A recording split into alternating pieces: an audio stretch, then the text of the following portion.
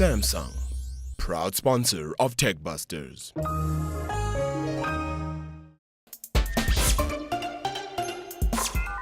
Dave Drummond is one of the old gentlemen of the technology industry, even though he's not particularly old, but he is the vice president for Acer and is responsible for the Middle East and Africa region, which is about 3 times the size of mainland China. And as an old hand, not old, but as experienced hand in the industry, Dave, I mean, I think there's been a lot of talk of the death of the PC, and I keep saying it's not. It's just an evolution. We've gone from, room-size mainframe to PC to laptop to tablets and smartphone. But I still believe that there's a place for this kind of computer. I mean, I personally am a touch typist. When I think of working, I really need to be sitting at a computer with a keyboard to be able to do the kind of work I do. Yes, there certainly have been times in the last year where the PC industry has felt more like the hunted than the hunter. Yes. So we've seen over the last 20 years how the PC has become dominant in every sector of computing. And then we look at the global numbers for 2013 and we see the usual 300 million and odd personal computers shipped, but we see 1 billion Android devices. Yeah. And this alone should tell us that the world has changed. And it's moved to a mobile space. But I mean, if I look at some of these products, that's moved too. That's an Ultrabook.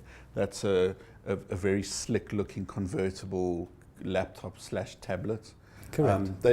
Your devices are becoming more mobile and lighter. That's absolutely correct. And the PC has not lost its predominant place as the device of choice for content creation. All that's happened is that when we look at the very entry-level client access device, this is switched from the netbook, which previously represented around 20% of the overall PC market, and is now represented by the tablet market.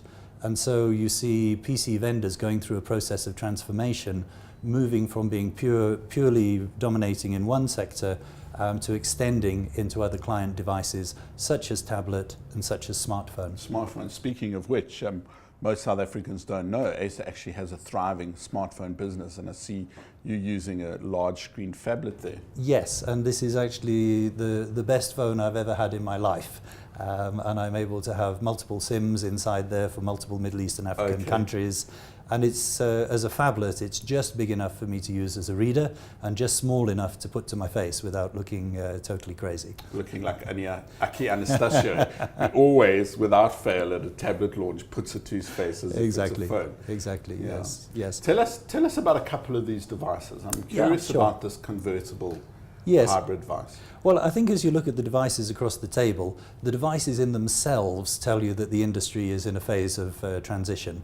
And some of these devices will work out and some of them won't. And we have devices here such as the R7 that looks like something from Star Trek, through to very small devices like an entry-level Acer smartphone, a full range of 7, 8 and 10-inch tablets in both Android and in Microsoft operating systems.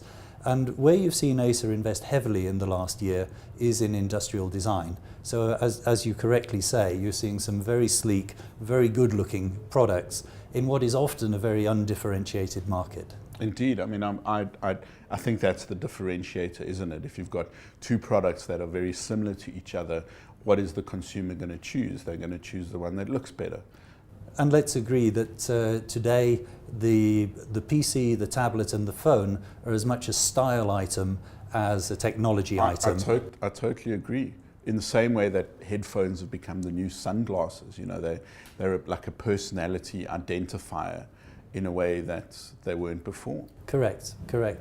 So I think if we look at the overall market, whilst we see the PC maintaining its dominant position from a content creation point of view, we do see people using tablets and to an extent smartphone for media consumption. So for instance, on this 6-inch phablet that we were just mentioning, the screen is large enough for me to use my Kindle reader, for me to browse the internet, as well as to use it for email and of course for making telephone calls. Oh, those old things, right, yeah. Thank you, David. David Drummond, one of the gentlemen of the ICT industry, and always an enlightening conversation to have about where things are going to be going.